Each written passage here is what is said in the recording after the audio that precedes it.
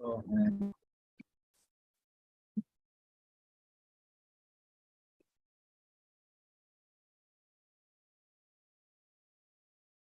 $29.64. Nearing the end of this candle now.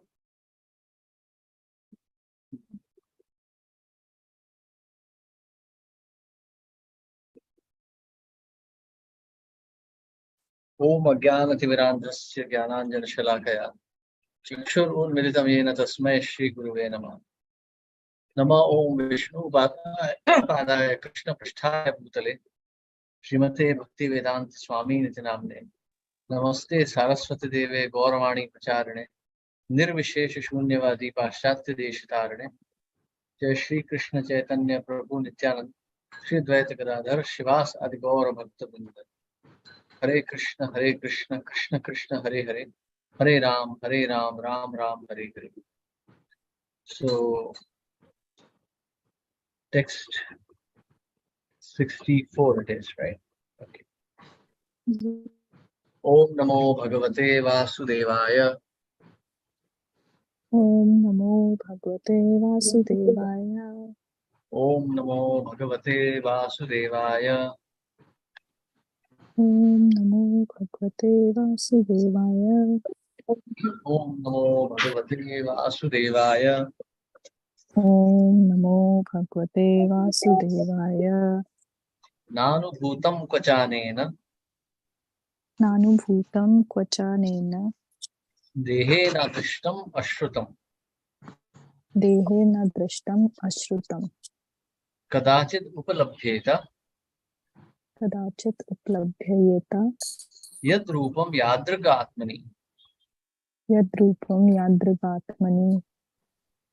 Very important verse, this one.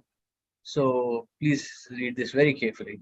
Yeah, please. Would like to read. Prabhuji? Yes, please. Thank you. Hare Krishna. Srila Hare Prabhupada ki jai. Translation. Sometimes we suddenly experience something that we never experienced in the present body by sight or hearing. Sometimes we see such things suddenly in dreams. Purport. In dreams, we sometimes see things that we never experienced in the present body. Sometimes in dreams, we think we are flying in the sky, although we have no experience of flying. This means that once in a previous life, either as a demigod or an astronaut, we flew in the sky. The impression is there in the stockpile of the mind, and it suddenly expresses itself. It is like fermentation taking place in the depths of water, which sometimes manifests itself in bubbles or bubbles on the water surface. Sometimes we dream of coming to a place we have never known or experienced in this lifetime, but this is proof that in the past life we experienced this. The impression is kept within the mind and sometimes become manifest either in dream or in thought. The conclusion is that mind is the storehouse of various thoughts and experiences undergone during our past lives. Thus, there is a chain of continuation from one life to another, from previous lives to this life, from this life to the future lives. This is also sometimes proved by saying that a man is a born poet, a born scientist, or a born devotee. If, like Amrish Maharaj, we think of Krishna constantly in this life, Sai Vaimana, Sa Vaimana, Krishna Padarvindo, we will certainly be transferred to the kingdom of God at the time of death. Even if our attempt to be Krishna conscious is not complete, our Krishna consciousness will continue in the next life. This is confirmed in Bhagavad Gita 6.41. Prapya punya kritam lokan ustva shashvata sama suchinam shrimatam gehe yoga prasto vijayate. The unsuccessful yogi, after many years of enjoyment on the planets of pious living entities, is born into a family of righteous people or in a family of rich aristocracy. If we rigidly follow the principles of meditation on Krishna, there is no doubt that in our next life we will be transferred to Krishna Loka, Golok Vrindavan. Hare Krishna.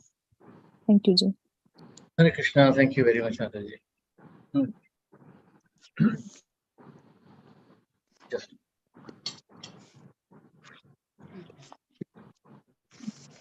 So,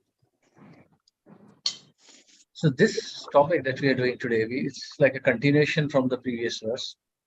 So in the previous verse, text number 63, we had talked about the two kinds of senses, knowledge acquiring senses and the executive senses.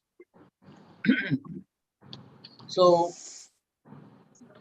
the executive senses, karmendriya, where so if you see, for example, anything that we see in this world is a manifestation of the mind. If you see some big building, so someone has conceived it first in the mind, and then it has manifested in a physical form. So, like if you are angry, it shows in your face. So the anger is actually in your mind, not in your face. The face is not angry, but it is the mind which is angry. So the condition of the mind is expressed by the body. So if you see, for example, say Sachin Tendulkar playing cricket, so it is not that his body is playing cricket. So it is like his body is just executing whatever his mind is perceiving. So here we can see that in this particular case, now Narad Muni is talking further about. So in the previous verse he talked about this. Now he is talking about the perceptions of the mind. So in reality, you see, Arjun is also talking about controlling the mind, his difficulty in controlling the mind. And Krishna, in the 6th chapter of Gita, is only talking about the conditioning of the mind. Because it is the mind where all the desires are born. It is the mind which carries the living entity from one form to another. A person becomes a dog because he has the mind of a dog, the desires of the dog, and therefore he takes up the body of a dog. The body of a dog itself is not dog conscious. It's the mind which is dog conscious. So the body has manifested as a dog. So likewise, if we start to train our mind, Krishna is also explaining in the 6th chapter when Arjun says that it is nearly impossible to control the mind. Tasya aham nigraham manye vayuri vasudushkaram. So Krishna is explaining that by detachment and practice, one can actually train the mind. So how do we do this? So yes, yesterday I was reading one instruction of Srila Bhaktisiddhanta Saraswati Thakur. He says, as much as possible, try to chant the holy name so that you are able to do it even in your sleep. And then you will be Krishna conscious 24 hours. So I was just thinking of it. It's a very difficult thing to do. See, in our dreams, what do we see? Here now we are seeing. Sometimes we suddenly experience something that was never experienced in the present body by sight or hearing. Sometimes we see such things suddenly in dreams. So these are very random dreams. In our dreams, we see so many things which we have never thought of, but they manifest in the dream. The idea is that actually these impressions are carried out. These impressions are stockpiled in the mind. For example, if you walk in a mall and you look at a shop and you see something very attractive, you think, oh, this is very nice. Now, you may not think about it again consciously, but that impression is already created in your mind. So this impression will be lasting there. Now, you may not think of it. So Prabhupada here is giving the example of fermentation in the river.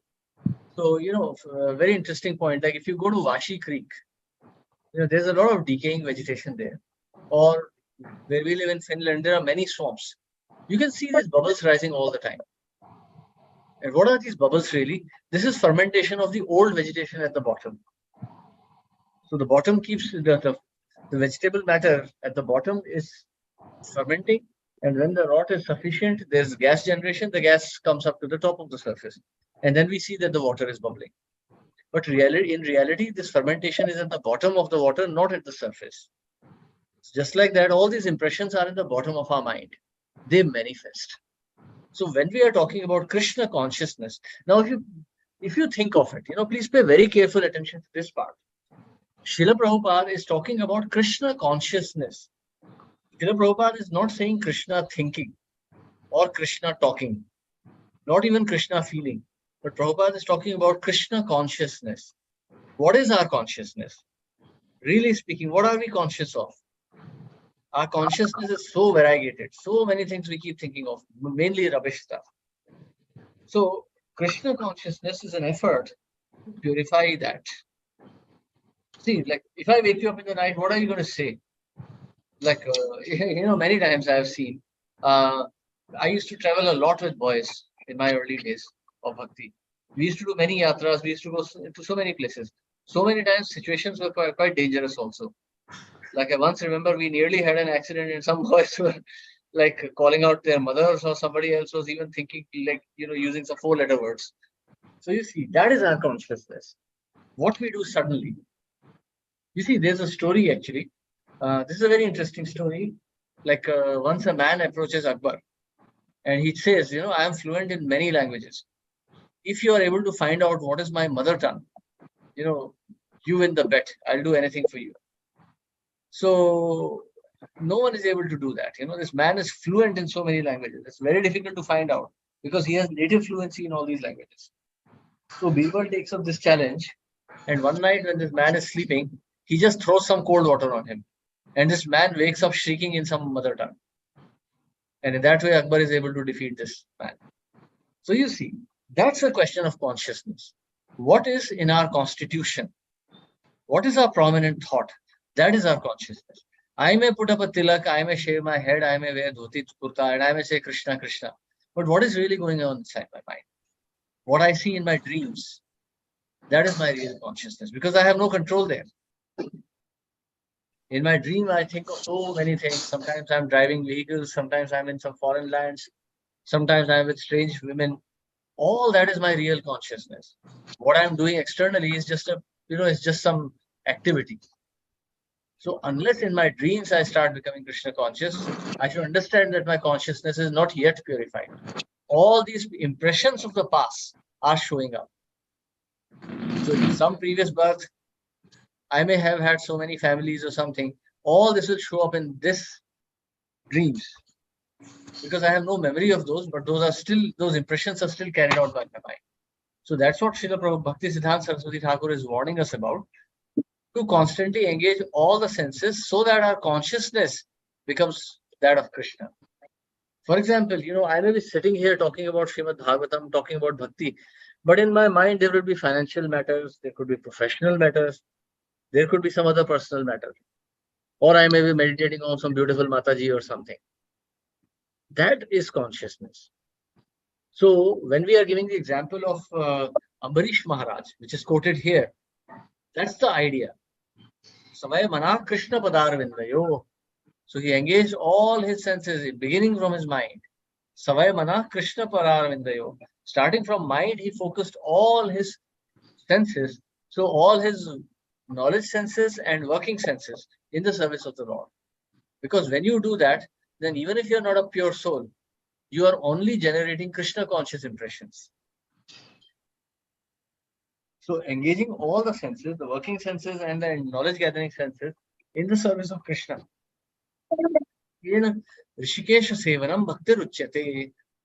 Engaging all the senses in the service of the Lord, that is called bhakti. So in that way, when we start engaging the senses, then these past impressions will start getting wiped out. As we have seen in the story of King Malayadhwaj, it took him 30,000 years to purify his senses, to meditate fully on the lotus feet of the Lord. And Srila Prabhupada has also warned us that it will take us at least 300 births to realize that material sense gratification is not good. So we have to engage all our senses and wipe out these impressions that are in our mind. I may be a doctor, I may be an engineer, I may be a soldier, lawyer, whatever. All those are contaminations. I may be very proud of my engineering knowledge, but that's a contamination. I may be a very proud soldier, Paramveer Chakra holder or whatever, but that's a contamination. Why? Because firing a machine gun is not making me eligible for entering into the spiritual world. Krishna says, Man manah bhava mad bhakto madhyaji mam namaskuru mame vaishyasi satyam te pratijane priyosi me. So engage constantly in my service. Constantly. Srila Prabhupada translates 24 hours thinking of Krishna. So that is called Krishna. Hare Krishna. Yes, any questions or comments here?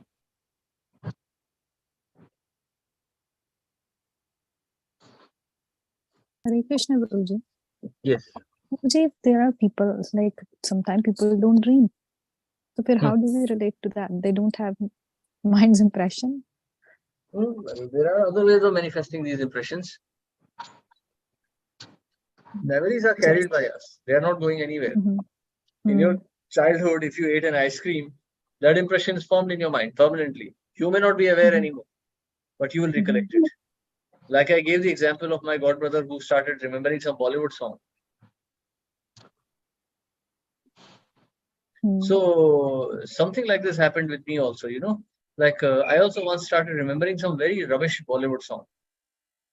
I didn't even like this song at all. It was like quite a nasty song and I didn't even like it, but the mind just started playing it back because I would have heard it in my childhood. So that's how dangerous our position is.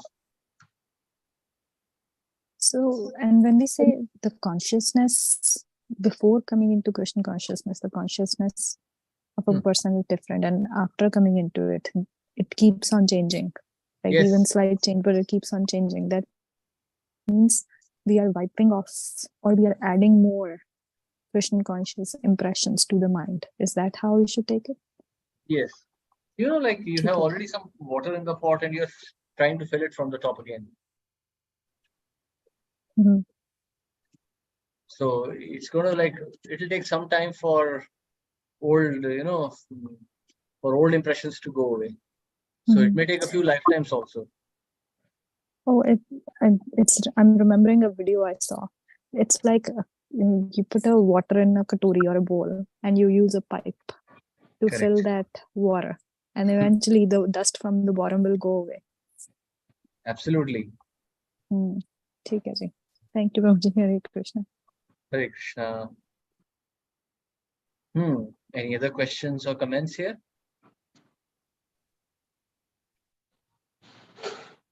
Okay, then we continue. Text 65. Tenasya tadrisham rajal.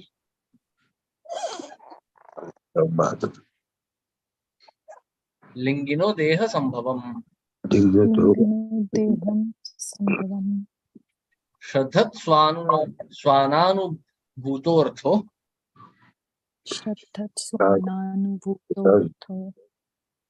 Na manah sprashtam arhati.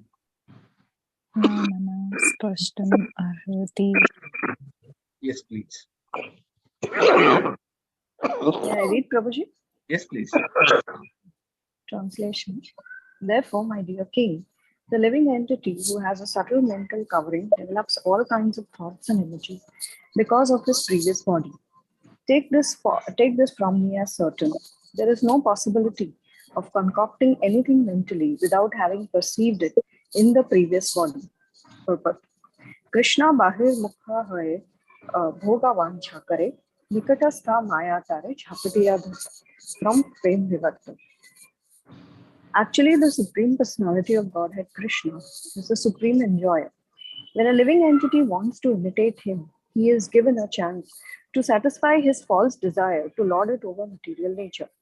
That is the beginning of his downfall.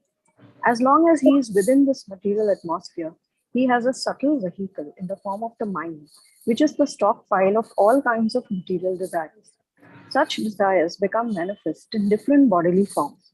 Srila Narad Muni requests the king to accept this fact from him because Narad is an authority. The conclusion is that the mind is the storehouse of our past desires, and we have this present body due to our past desires.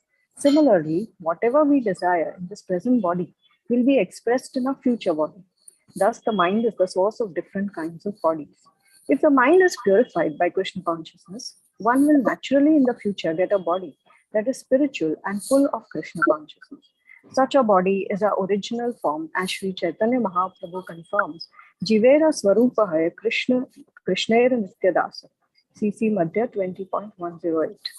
Every living entity is constitutionally an eternal servant of Krishna. If a person is engaged in the devotional service of the Lord, he is to be considered a liberated soul even in this life. This is confirmed by Srila Rupa Goswami. Iha yasya harer dasya karmana manasagira nikhilasva api avasthasu jivan muktasa uchyate. One who engages in the transcendental service of the Lord in body, mind, and words is to be considered liberated in all conditions of material existence. Bhakti Rasamrit Sindhu 1.2.187. The Krishna consciousness movement is based on this principle. We must teach people to absorb themselves always in the service of the Lord because that position is their natural position. One who is always serving the Lord is to be considered already liberate. This is also confirmed in Bhagavad Gita 14.26. Mam chayo adya vicharena bhakti yogena sevate sa gunan samatityeta brahma bhuyaya kalpate. One who always engages in the spiritual activities of unalloyed devotional service at once transcends the modes of material nature and is elevated to the spiritual platform. The devotee is therefore above the three modes of material nature and is even transcendental to the Brahman platform. A Brahmana may be infected by the two baser modes, namely Rajogun and Tamogun. A pure devotee who is free from all material desires experienced on the mental platform and who is also free from empiric philosophical speculation or fruitive activity is always above material conditioning and is always liberated. Thank you, Prabhuji. Hare Krishna, thank you very much. Hmm.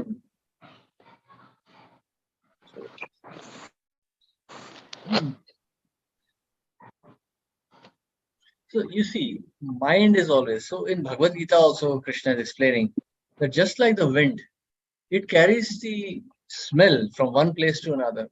So actually, wind itself doesn't have any smell. We have seen it from the second canto of Srimad Bhagavatam also, that the smell in the wind comes when wind comes in contact with solid particles. When air element comes in contact with earth element, then sense of smell is generated. So when wind moves from one place to another, it carries the impression of that place to the other place. And then when it moves from one place to another, then the smell also keeps changing. For example, if you live in Bombay, if you go near Kalanagar, Bandra, you will see there is like that dirty gutter smell because of the Mahim sewage plant. At the same time, when you move towards, say, southern Bombay, you'll see so many other different types of smells. And reality is that the air itself is neither smelling good nor bad. It is just carrying the impressions of the place from which it is coming. So the living entity also carries the impression of one place to another. From one place to another. What impression it has acquired in one place status, in one stage, it carries to another body. So in this way, the living entity wanders from one planet to another. So as we see here, Krishna bahirmukh hai bhogavancha kare nikatastha maya tara japatiya kare. So as soon as the living entity forgets the Lord, he is disconnected. So there's a very interesting point in this context. We have studied this in the second canto of Srimad Bhagavatam. So what happens to the living entity when he falls into the material world? So there are 5 types of ignorance coverings, 5 layerings of illusion which cover the living entity. So first condition is tamisra. Desire to enjoy separately from the Lord. Why shall I not be a free enjoyer like the Supreme Lord? Forgetfulness of one's constitutional position. That's tamisra. Then there is andhatamisra. Andhatamisra means it's like a gross manifestation of tamisra. What does that mean? That death is the ultimate end of this body. So, for example, here in the West, we see so many people, they're not concerned about death at all. They think that death means like switching off something.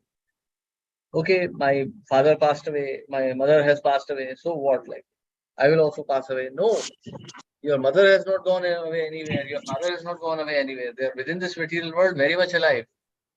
And you will also remain very much alive, paying for all the sins that you have committed here in this world. So second layering of this ignorance is Dandhatamisra. To think that death is all in all and there is no question of rebirth. But Krishna is refuting this. Na jayate mriyate va kadachin na inayam bhuta bhavita vana bhuya.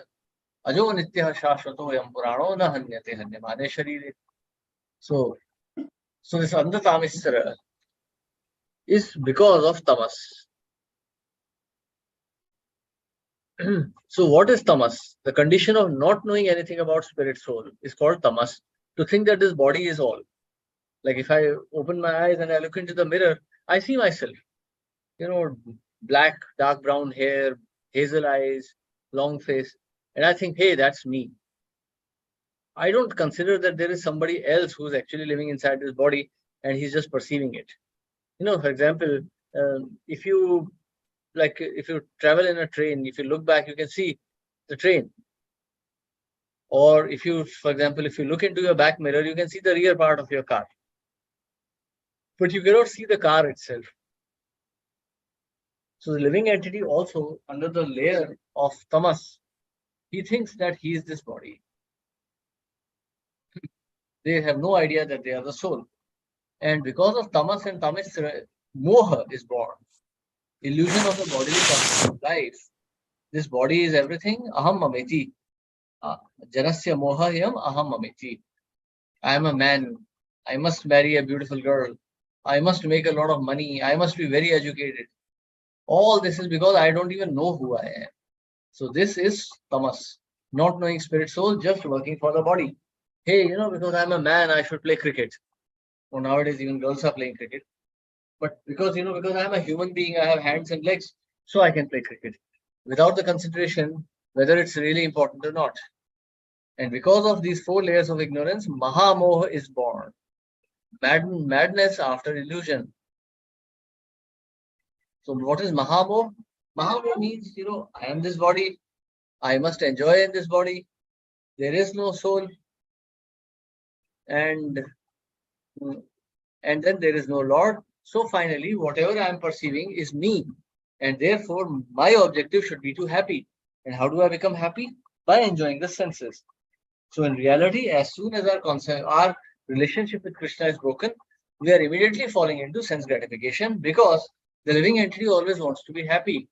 Sarve sukhinu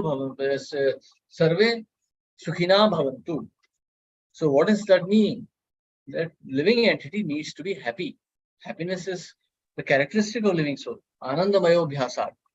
But as soon as Krishna is forgotten, this ananda is transferred to material objects because of tamas. And immediately living entity becomes entangled in material world. Krishna bhuli sehi jeev anadi bahirmukh ataiva maya tare deya sansara dukha. So this Maya is not our friend. She is here to put us to suffering. So therefore, it is best that we reject all material elements and we fight only for the love of Krishna. Hare Krishna. Yes, any questions or comments?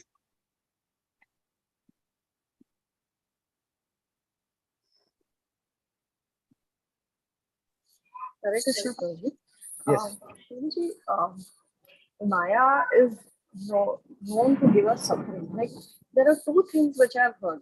Some people say that when Maya gives you suffering again and again, and you don't relent, you continue consistently with your bhakti, then she actually stops giving you suffering and she helps you in bhakti. That is one school of thought. And today I was hearing Keshavanand Prabhu's lecture. So in that he was saying that Maya will never stop giving you suffering. Till your last breath, he will give you. So what is the right understanding? So Maya will always keep giving you trouble. So what was your first example? So first, like I heard in some lecture in the past that Maya will give you endless suffering. But then if you remain consistent in the practice of your bhakti, and she sees that nothing is shaking you, then she actually stops giving you suffering and she helps you in bhakti. Okay. Let's hold on to that point. Srila Prabhupada. I mean, you think there could be any devotee greater than Srila Prabhupada? No. At least in our times. So, Srila Prabhupada, in 1977, when he was about to leave this world, one Vaidyaraj was called in Vrindavan and he studied Srila Prabhupada, Ayurvedic doctor. He studied Prabhupada and then he commented, he said, the amount of pain that he's suffering right now, an ordinary man would be screaming and shouting. Srila Prabhupada had gone into kidney and liver failure. Srila Prabhupada's whole body was in pain, immense pain, excruciating pain. But Srila Prabhupada was quietly translating Srimad Bhagavatam and meeting his disciples. So that suffering was very much there. It was not a fake thing. It was a reality. Acharyas also suffer. But he was not feeling it, not so much. Huh? He was not feeling it so much. Well, you are traveling by car and your car hits a pole, you will feel something. I mean, if you are running at 40 kilometers, 100 kilometers an hour, 100 kilometers per hour, and you are banging into a pole, that would have certainly hurt. But if you're driving a car at 100 kilometers per hour and you strike a pole, that is still going to hurt. So Maya will continue to give suffering. Maya is not our friend. It's a misconception that if you fall into gross material activities, Maya will spare you. No. When someone like Srila Prabhupada is made to suffer, then what is our position? Everyone who takes shelter of Maya is bound to suffer. And when I say taking shelter of Maya, I mean all of us. All of us have taken shelter of Maya because we don't know Krishna. Whoever is in this material world. Yes, whoever in this material world is not singing the glories of Krishna is in Maya only. Because the reason that was given is that the Maya's duty is finally, to make you suffer so much that finally you surrender to the Lord. But if you're anyways doing it, then why will she give you more suffering? Well, she's teaching you a lesson. Unless you have learned that lesson, Maya will continue to harass. Krishnera Bahirmukh. That's what. No? So the devotee has learned the lesson. If whatever suffering or whatever problem she's trying to give the devotee is unshaken. It's still continuing bhakti relentlessly. So then what is the point in her giving suffering? Well, who's doing it relentlessly? That is achieved. So relentlessly means like Sanatan Goswami, Rupa Goswami, Haridas Thakur. Are we doing like that? No, I'm not. I'm just talking about this concept. I'm not talking about any specific example over here. Yeah, so you see, Maya will continue to give us suffering so long as we remain attached to Maya. So many times, like devotees come to me, Prabhuji, my wife is very nice. Prabhuji, my husband is very nice. No, that is Maya. Who's your husband? Who's your wife? That is attachment. So, like, I will give you a very crude example. Oh, my husband is very nice. And then the next day, husband gets a heart attack. You're crying, oh, my husband is sick. Why? Because you think that that man is your husband. And now he is sick. You are going to lose his association. Your enjoyment will come to a stop. So you are lamenting. That means you don't know Krishna at all. You haven't even begun to understand Krishna. So you're getting the point. So we are not, unless we are 100% Krishna conscious, we'll keep getting troubles. So if I'm like 1% Krishna conscious, then 99% I am Maya conscious. So that 99% suffering will come. But if I'm 99% Krishna conscious and 1% in Maya, then 1% will still be troublesome. So any attachment that we're maintaining in this material world, Maya is going to make us suffer for it until we give up that attachment.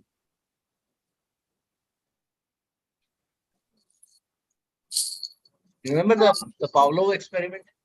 Pavlov's dogs? So as soon as the bell was rung, the dog started salivating. So Maya has already conditioned us like this, but she's also trying to purify us. Like Prabhupada said, it'll take you 300 births to realize that sex life is disgusting. So what does that mean really? Over 300 births, you will be able to finally gather that knowledge that this so-called physical attraction between man and woman is nothing but an illusion. And it is a source of trouble. So means when you are 100% Krishna conscious and you're still in this material world, she will continue doing her work. But then the only mercy is that you don't get affected so much. Yeah. See, for example, you go to the seaside, especially like you go to Gateway of India, and you see these small boats which are anchored there. So even though they are not sailing, when the sea goes up and down, the boats also go up and down along with it. They are not sailing. There is nobody on the boat. The boat is not sailing, but it is still going. It is still bobbing up and down with the waves. And if it starts sailing, then it will experience even more turbulence.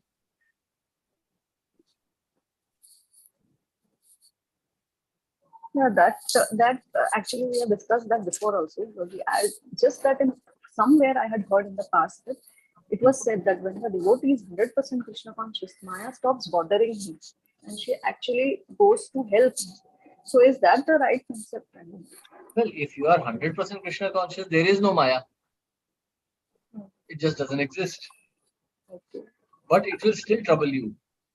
You know, that means your body will still experience some inconveniences. Your soul will still suffer a bit. But that is a law of nature itself.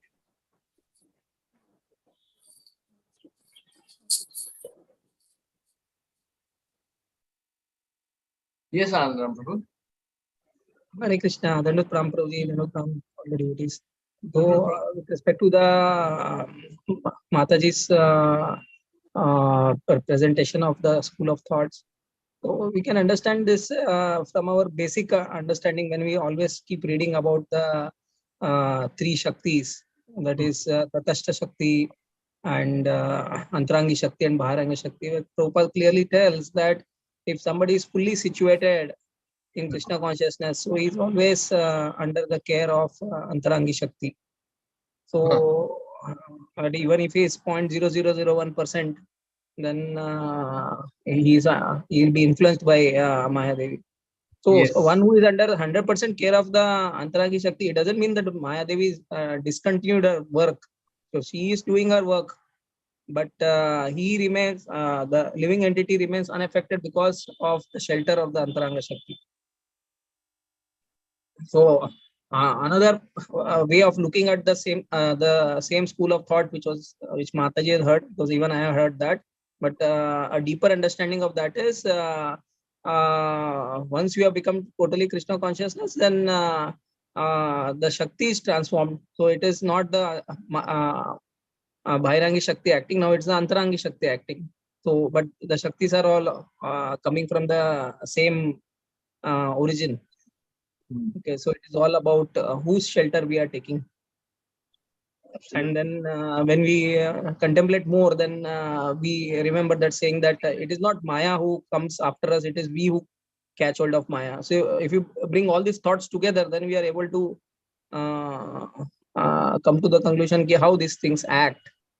So for devotees, pure devotees like Prabhupada also, Maya acts on them, but they are able to overpower it because they are completely surrendered souls, and therefore they exemplify and they are glorified also.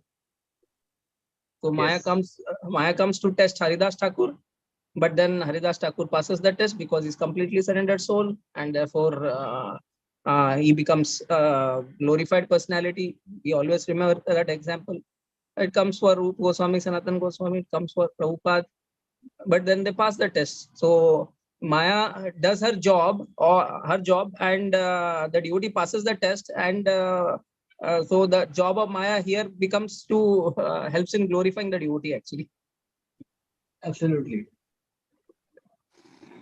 But Maya, because this is her domain, we are floating in the ocean and complaining about water. Thank you, Anandram, for that. Good. Yes. Thank you. Okay, so I think it's 9:45 now. We stop here tonight now. On Monday we'll continue. Okay, so just in case anyone, so tomorrow we have the Hindi class also at 11 o'clock. Just in case someone doesn't remember. Okay, so thank you very much, everyone. Hare Krishna. Srila Prabhupada ki jai. Thank you, Prabhu. Prabhu. Thank you. Thank you. Thank you. Thank you, Prabhuji. Thank you, Prabhu. Thank you. Dandar Pranam. Hare Krishna. Thank you, Prabhuji. Hare Krishna. Thank you. Prabhuji, 11 AM पे है ना कल जो 11 class है AM. Hindi में हाँ, आपके parents Indian join time नहीं के कर रहे हिसाब 2 हफ्ते से ज्वाइन नहीं कर रहे ना, 2 हफ्ते से आए नहीं हो हिंदी में। ओ मुझे लगता है उनको हो सकता है पता ही ध्यान ही ना हो कि आप वापस आ गए मैं तो हिंदी तो बंद ही नहीं किया था, हिंदी तो चलता ही रहा। ओ अच्छा जी okay I will talk to them maybe I हाँ, सिर्फ इंग्लिश बंद हुआ था, हिंदी तो चालू था। ठीक है जी ठीक है जी